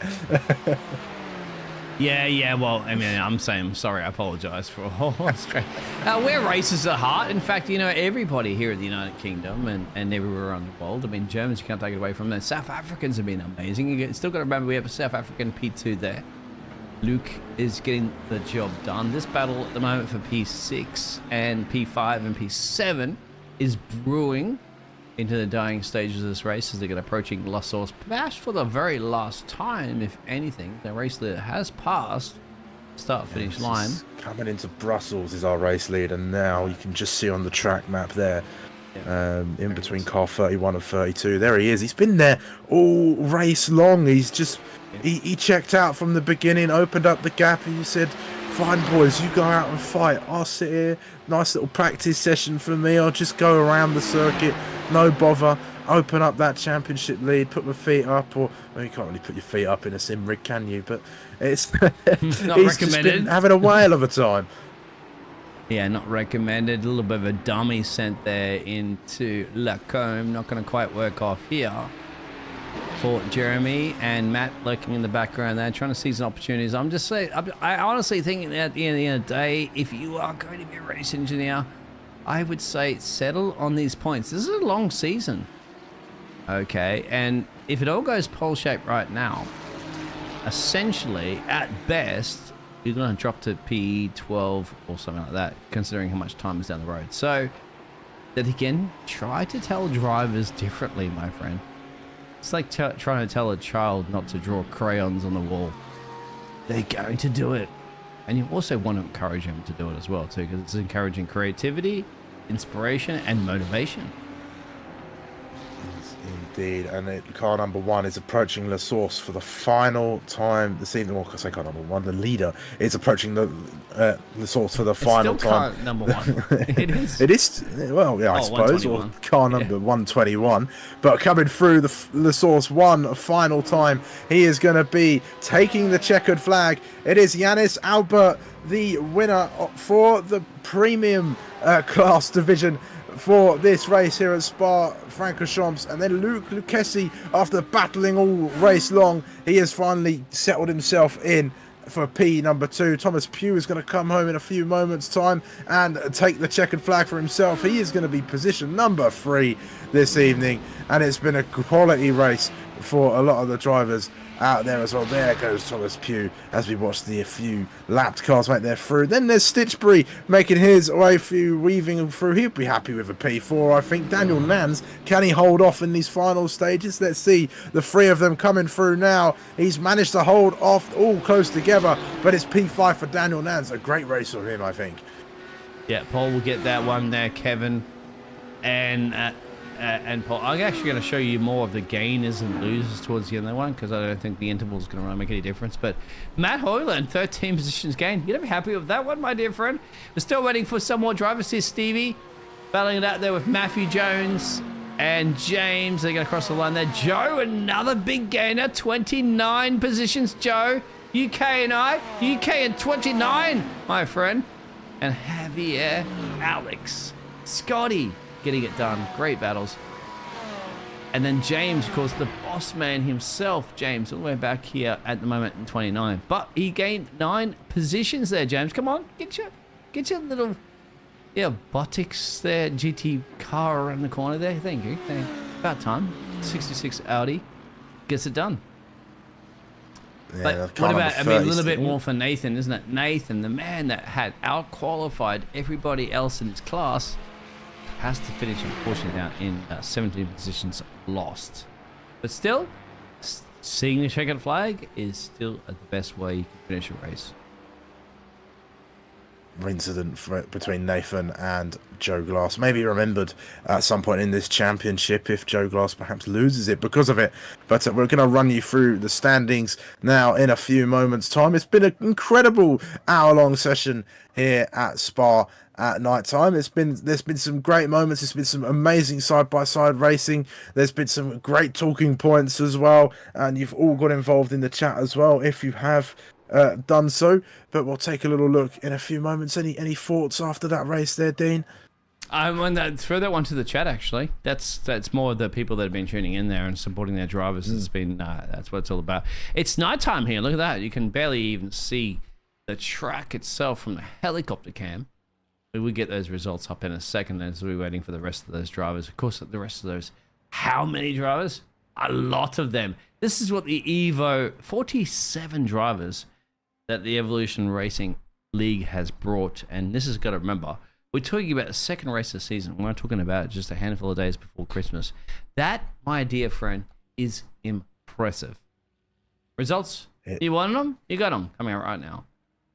Here they come then, the results of the second round of the championship. Yanis Albert is your winner this evening for the premium drivers out there, and then Luke Lucchesi rounds up in second place, with flanking on the other side Thomas Pugh on that podium. Then there's Ian Stitchbury in P4, then there's Daniel Nans in P5, Jeremy Alderman 6, Matt Hoyland 7, then there's Cowlishaw 8th, Simon and Peter Cox round off the top 10. Then the winner for the Evo class is, of course, Stephen Donnelly. Matthew Jones, he'll be a happy bunny in P2 for the Evos as well. Then there's Rankin and Sparrow, who separate the man on P3 for the Evos. As Javier Talavera, a great race from him. His fans will be very happy with that one. Alex Fretwell, P16. Then there's Scott Kostrick in 17 as we make our way down the grid even further with Joe Glass. He'll be a little bit disappointed this evening, I'm sure, with Paul Robinson. Then there's Cake Bread in P20. Then there's Bostock, Robinson, McKee, Crook, Collar, McConaughey, Stangle in P number 27 as we continue to go through the grid as well. There's a lot too many drivers to go through perhaps as we go along. There we go. Stangle, Mitchell, Newton, Aston, Ludbrook, Gundor, Saraka, Desler, Knight, Matthew, Corondat, and Danny Veer as well, with a few drivers perhaps not finishing the race or a lap down. No, there we go. The rest of them popping up here as there's Keenan, Preston, Pallet, Nakari, Berry, Jacques, Dinobregger, Tehar, and Newman. You got through that. That's fantastic. Go through that many racing drivers. Hey, come on, Crofty. Try that one, my dear friend. You only have 20 in Formula One. Give that a shot there, as my dear co-caster, of course, the lovely Kelsey, can get through that one. And on top of it, he doesn't have a whole bunch of people handing him notes during a race broadcast as well, too, to go, here you go, talk about this, talk about that. Then again, granted to Mr. Croft, he has a little race notebook that he actually carries around all those years, and he has all his scribblings of information that he has. So even if nobody was to hand him notes, he still gets it done. So great broadcasters are great broadcasters for a reason, and great racers is exactly what we have experienced here this evening at Spa. Indeed, and it looks like we've got a couple of drivers in the interview room waiting as well. You have the God powers that be, my dear friend, yes. Grab him by the scruff of the neck and bring him in. I will. Let's see. Where can I put that? Can I put that in the? I'll put it in the chat there, maybe. Or if I no, just drag him in. Drag him in. Do I drag them? Yes, you can drag them in. I've never done that before. No, but oh you my have the god! power Right. to be. Here we are. Gosh. If they're waiting in an interview, that means they're waiting to be talking to us out here. All right, then let's see. We've got Mr. Daniel Nans waiting, so let's drag him into the session. That's a really cool power. I've never had that before. You've got powers. Daniel Nans, that was a pretty impressive race from yourself. Up many positions, holding on to P5 all the way toward the end. Just run us through your race from your perspective. It was a pretty good race. Start of the race started P11, and which I feel like was a pretty good qualifying session. And throughout the race, a lot of stuff happened, like crashes, like Tristan's crash, which was probably sad for him for his championship. And I don't really know what else happened in front of me, but I'm definitely sad that both of the leaders of the Evo class crashed in front of me, but that still created a gap for me from the people behind, so that definitely helped my 5th place position. Yeah, and it looked tough out there. You know, night race at Spa, there's a lot of blind corners, there's a lot of areas on the track, and you've really got to be dialed in, especially in these conditions. Was it that tough out there for you to sort of just keep it going, or were you quite sort of dialed in for that hour-long session? At the start of the race, I was quite dialed in. Probably made a few mistakes because the guys in front of me were checking up a little bit because there was a group in front of me at the start of the race. But then when pit stops started, it slowed down a little. There was more gaps to people. But then after pit stops happened, because I had a lot more fuel in the tank, my times dropped like a second. But near the end of the race, it definitely got quicker because I was lower on fuel. Yeah, it was. I'd imagine it was sort of akin to an endurance race out there at times, I think. And you had a nice little battle toward the end of the race there with Jeremy Allemans and Matt Hoyland. We're going to talk to them in a little bit, but we did see one move between yourself and Jeremy, very brave through the outside of Lakecom. Did you want to perhaps touch on that? Because there was a little tiny bit of contact going through there, but I don't think it was anything too excessive. Yeah, it wasn't really anything too excessive, but I feel like I gave him enough room, but probably netcode a little bit made it a little more contact related, but no X's there. And all in all, we had a really good battle because a little earlier in the race, he made the same move on me. So I feel like it was quite a good race between me and him.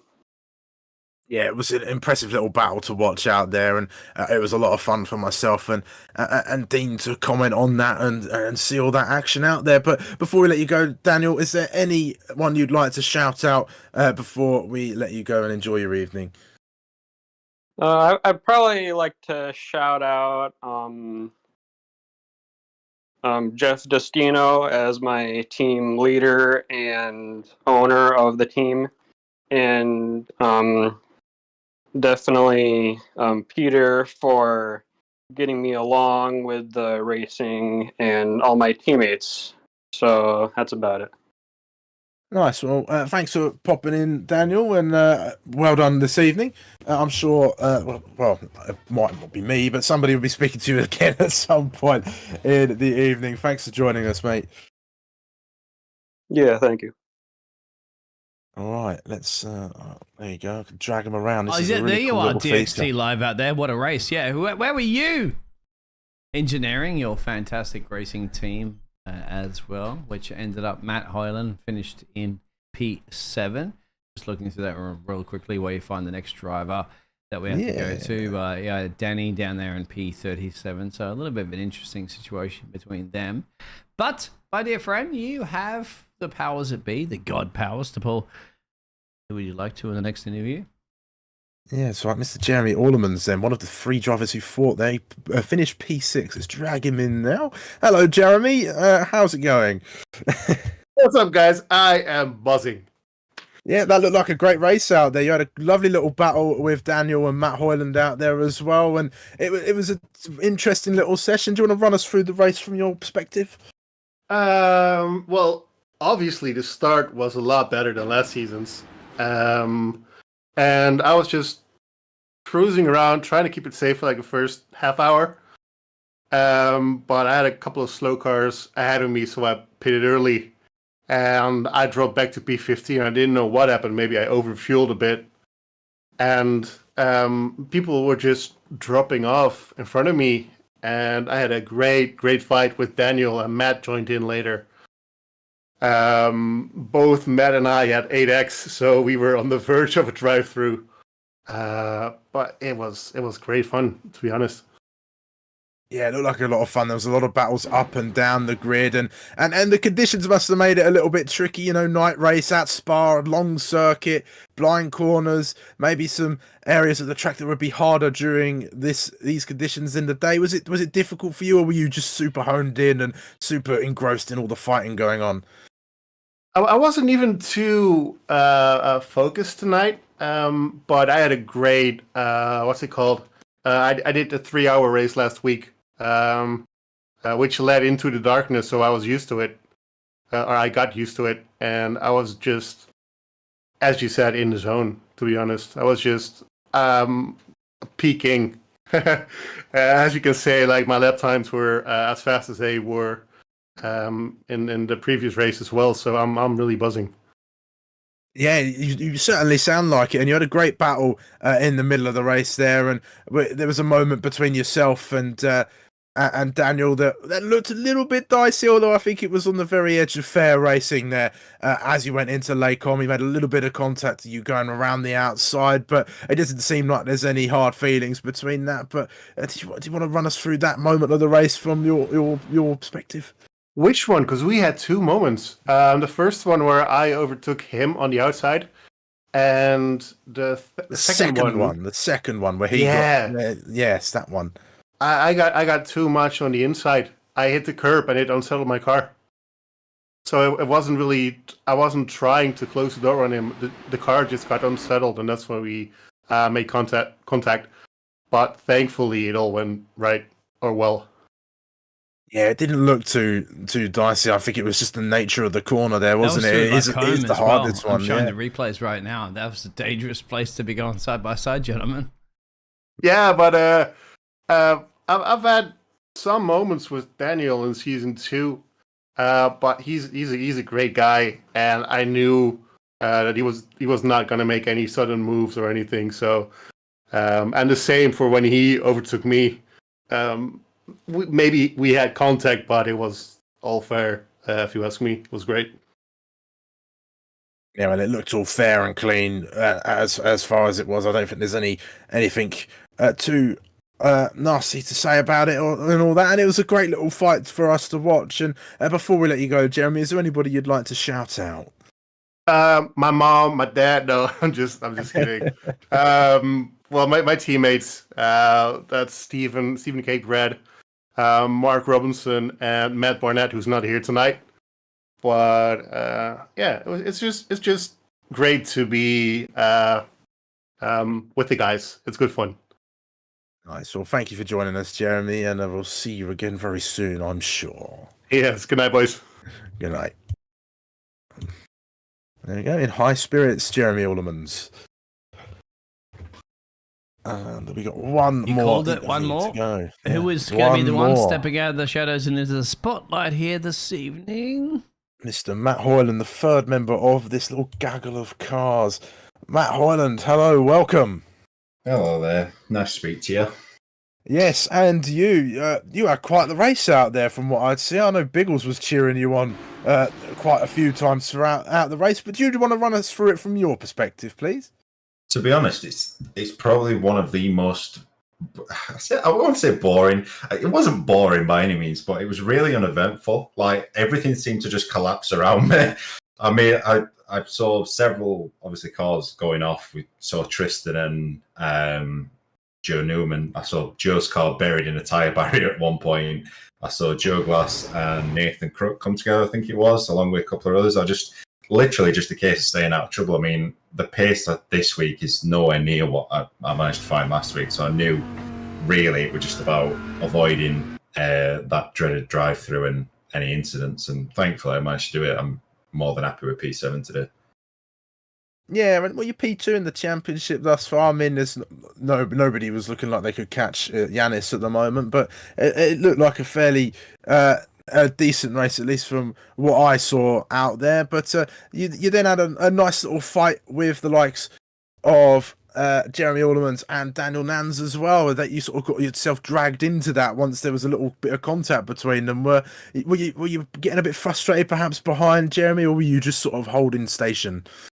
Oh no, I knew that I was where I was going to be on pace. My hope for Jeremy, obviously, as he mentioned, when Daniel got past him the final time, he did lose a little bit of time. And I think at that point there, when I first caught him, there probably was an opportunity for me to try and force a move. But I mean, I knew I wasn't quick enough to catch Daniel. So my hope was literally that I could just sit there. Jeremy would catch him, which he did. And then at the last lap, I was just like, please, just go for something. Give me a way in, because I knew on sheer pace I wasn't quite as quick as them two on race pace. Yeah, it was an interesting little fight, and I guess it can be easy sometimes to get frustrated, but it seems like you were managing your expectations, knew exactly where you were, and I guess it leads me on to my next question. It looks very close between everybody in the championship for the Premier. What are your goals for the rest of this season? I mean, obviously I want to try and finish as high as possible. I think last week was probably a bit of an anomaly. I mean, the stars aligned for me. The quick drivers had their own incidents, and then obviously Canada being the way it is, it was just really difficult for Yanis to try and force a move on me. Obviously getting that win, I don't want to say I'll never get up there again. Obviously it'd be nice to win again, but I think that's probably going to be the best I'll get out of this season, given the sheer pace of some of them is ridiculous. Like, Yanis is on another planet to me, but I don't know. I mean, if I can find myself somewhere in the top 10 come the end of the season, I'd be more than happy with that. Matty, you have a 1.6k I rating. Yanis has a 5 point, almost a 6k. That's, we all know that I rating doesn't mean necessarily you're so much of a quicker driver than others, but it's just a little statistic in the background. But one thing that Yanis did not have, my friend, was 13 positions gained to get yourself in P7. Now, that's got to be something that is impressive.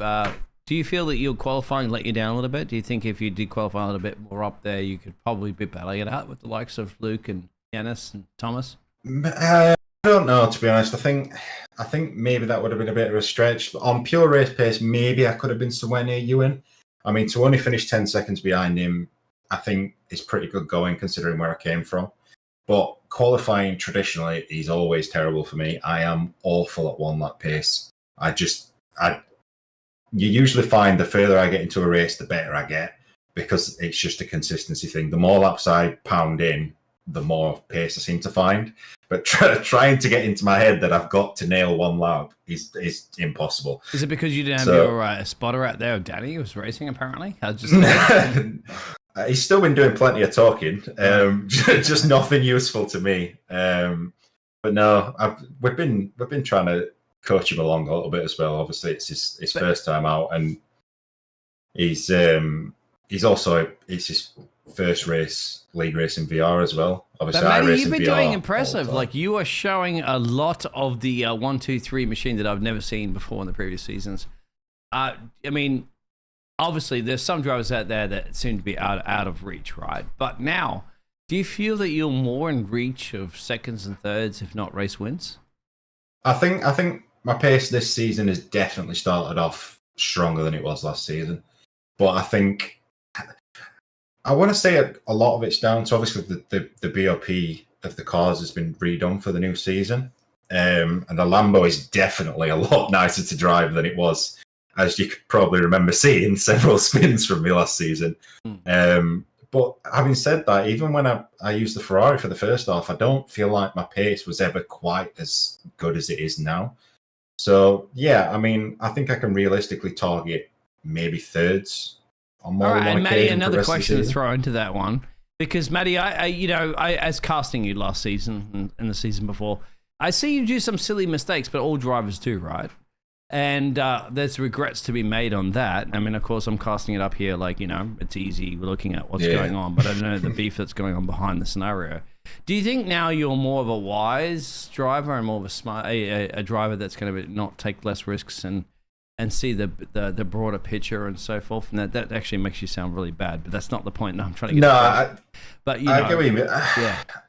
I think I don't so much think it's like a wiser thing. Like, I've done a lot of league racing. Like, it's new to me on iRacing, but the whole looking at the bigger picture thing is not particularly new to me. I think the thing that's changed for me now is, like, when I first came in, this last season was my very first season of league racing on iRacing.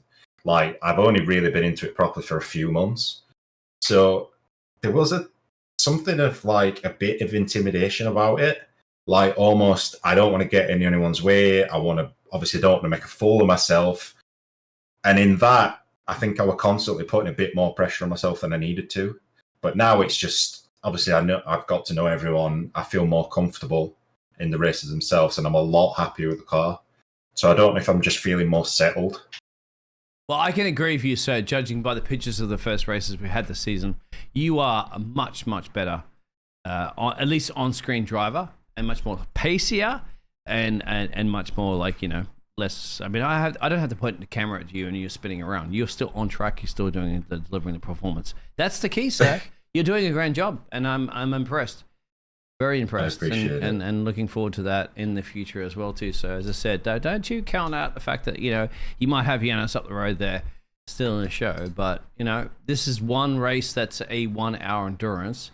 Reverse grids, of course, are a different kettle of fish, as you're all aware of, and you've shown that before in the past. So, thank you, Matt. Over to you, my dear caster, Kels. Indeed. Well, and to finish first you have to finish. And before we let you go, then Matt, do you have anybody you would like to shout out before you go? I'll shout out our wonderful spotter turned driver, Mr. DXT Live, Hobo himself. I have to say, I've got to mention it, Biggles, but when you did the replay for Canada on, was it Tuesday you did it? And you kept referring to Rob as my spotter. Yeah. Is that true? No, Rob's my teammate. Oh. So Rob How is he Mackay typing and driving at the same time? Well, it was... He's not. All right, okay. But obviously, on Tuesday, that was the replay, but their accounts... So DXT TV Live is Danny Weir, but right. Rob's account is DXT Rob Sim Racer, so I'm guessing you've just seen the first part. Yes, I have. And assumed. But as a little Easter egg, if you've managed to catch it, there is a special reference to that on the back of Rob's car now for the rest of the season. Oh. So if you manage to catch it at any point, keep your eyes open. I will, Rob. God, good call out that one. Anyway, it goes to show you that we're trying to do our best in entertainment, of course, but at the end of the day, you are the actors that are on stage, of course, and I can only point the camera at the right direction at the right time. And you know what? You're always in the camera, sir. You're always in the spotlight. That's not my fault. It's just because you want to be racing with people. Good job. That's why I've made my car bright yellow. There's no missing it. Excellent. Well, thank you very much, Matt. Best of luck for the rest of the season, and cheers for joining us this evening. Thank you, guys. Have a good Christmas to you both as well. Yes, and you as well. Yeah, where's my Christmas present there, Kelsey? But that'll be it for the interviews this evening. Kelsey, thank you very much for stepping in, of course, and doing the job here for the Evolution Sim Racing. And hey, touch wood. All I asked for Santa Claus this season was no blinking, right? And no problems with the broadcast when it comes to the second race of the season. And Santa Claus has delivered. Thank you, Santa. He has. Maybe I'm going to put it down to me being here. Oh, that's true. as a sign of good luck. But I suppose you guys will be hopefully blessed by Darragh again and his lovely voice, I'm sure, back again. But of course, Motorland Aragon next on the 28th of December. But unless there's anything else from you, Dean. No, happy Christmas. Merry Christmas. Yes, well, for myself and Mr. Dean Biggles, it's a very Merry Christmas and, a Happy New Year. I'm sure Dean will see you before then. But thank you also very much for joining in and getting involved in the live chat. And we will see you all very, very soon. Good night.